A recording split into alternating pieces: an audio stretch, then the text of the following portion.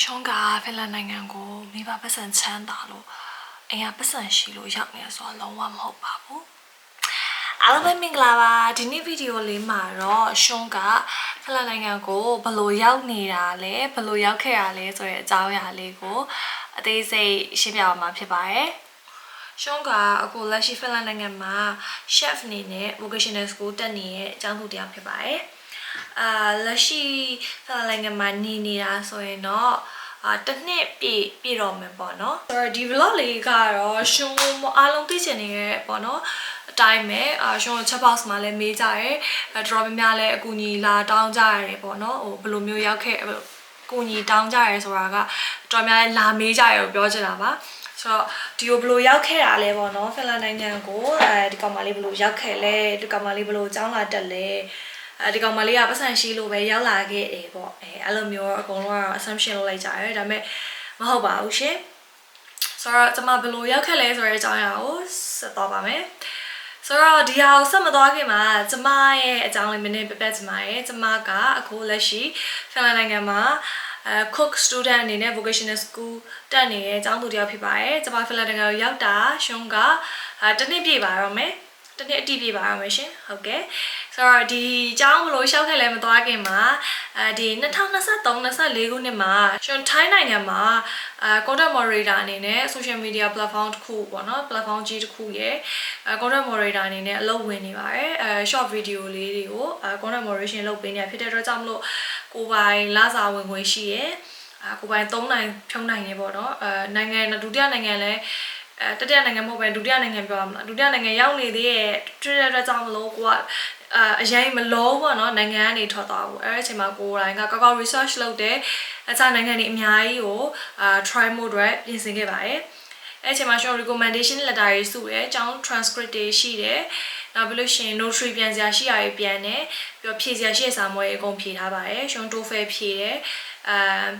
TOEFL ဖြည့်ပြီးတော့Duolingo ထပ်ဖြည့်ထားပါတယ် English standards test တွေနဲ့ပတ်သက်ပြီးတော့အဲ့ဒါအကုန်လုံးစုပြီးသွားတဲ့အချိန်မှာရှော့အကုန်လုံး live ဖြစ်တယ်ပေါ့နော် live ဖြစ်တော့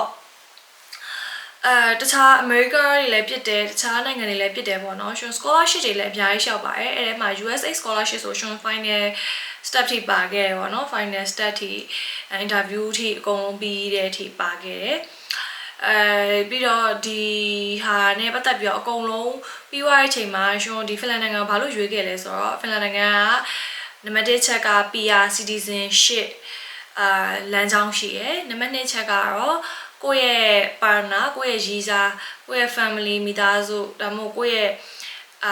immediate family ကိုခေါ်သွားလို့ရတဲ့ option ရှိရယ် visa တစ်ခါရရဆိုတော့ option ရှိရယ်ပေါ့နော်နောက်တစ်ခုကတော့ရှင်ရဲ့မိသားစုအကိုမိသားစုဖင်လန်နိုင်ငံမှာရှိနေပါတယ်ဆိုတော့ရှင်အဲ့တော့ဖင်လန်နိုင်ငံကိုပဲလာဖို့အတွက်ဆုံးဖြတ်လိုက်ပါတယ်အခုရှင်တက်နေတဲ့အကြောင်းရှောက်ခဲ့တဲ့အကြောင်းပြပြပါမယ်ရှင်တက်နေတဲ့အကြောင်းကကျောင်းလာကလုံးဝတပြားမှမပေးရပါဘူးဒါပေမဲ့ तू ကကျောင်းဝင်ခွင့်ရဖို့အရန်ခက်ပါတယ်ဘာဖြစ်လို့လဲဆိုလို့ရှိရင်ဒီကျောင်းက English program နဲ့အကြောင်းဖြစ်နေလို့ပါအားလုံးမသိတဲ့အတိုင်းပဲဥရောပပေါ့နော်ဒီ Europe ခွင်မှာသူတို့တွေကလူမျိုးကြီးဝါဒရှိရဲသူတို့ဘာသာစကားသူတို့လူမျိုးဆိုရဲအစွဲရှိရဲအတွက်ကြောင့်မို့သူတို့ဘာသာစကားပဲသုံးပြီးတော့ပဲသင်ကြတာများတယ်ဒါပေမဲ့ university မှာ English program ရှိရပေါ့နော်ဒီနဲ့ပတ်သက်ပြီးတော့ဝင်ခွင့်နေပါရောတော့ကျွန်တော်နောက်ဗီဒီယိုမှာသိသိပြပြပါပါမယ်ဒီဗီဒီယိုမှာတော့ရှင်ရဲ့အကြောင်းလျှောက်တဲ့အကြောင်းပဲပြောပြမှာပေါ့နော်ဆိုတော့ဒီကျောင်းက English program ဖြစ်တဲ့အတွက်ကြောင့်မလို့ဝင်ခွင့်အရန်ခက်ပါတယ်အာဖရိကတိုက်က African တွေရှောက်မယ်အာရှတိုက်ကတခြားအာရှလူမျိုးတွေရှောက်တဲ့အတွက်ကြောင့်မလို့အပြိုင်ဆိုင်များရပါတယ်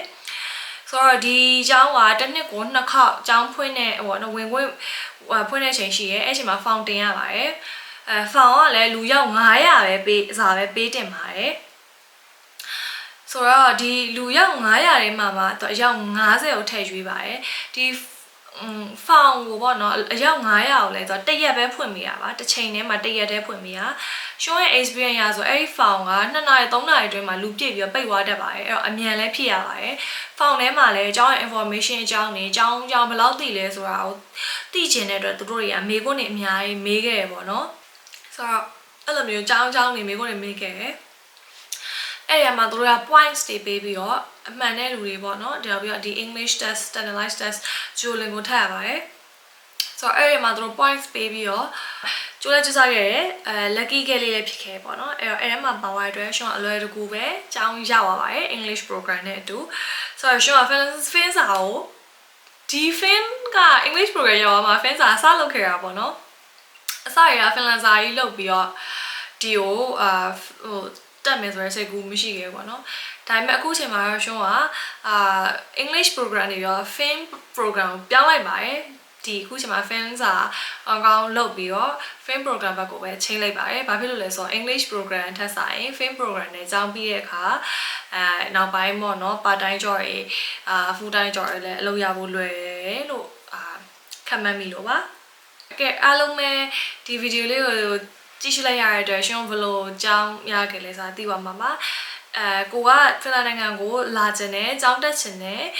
ဘယ်လိုလမ်းကျောင်းနေနဲ့လာလို့ရလဲဆိုတာကိုဒီပေါ့နော် vocational school နဲ့လာမလား university နဲ့လာမလားအဲ့ဒီလမ်းကျောင်းနေနဲ့ဟာကိုဘယ်လိုလာခွင့်ရမလဲကိုမိသားစုကိုပါတခါခေါ်လို့ရလားဘယ်လိုလာလို့ရလဲဆိုတဲ့အကြောင်းကိုနောက်ထပ်အသေးစိတ်ကိုနောက်ထပ်ဗီဒီယိုတစ်ခုမှာပြန်ရှင်းပြသွားပါမယ်အားလုံးပဲကြည့်ရှုပေးတဲ့အတွက်ကျေးဇူးတင်ပါတယ် moi kai ki bye bye moi moi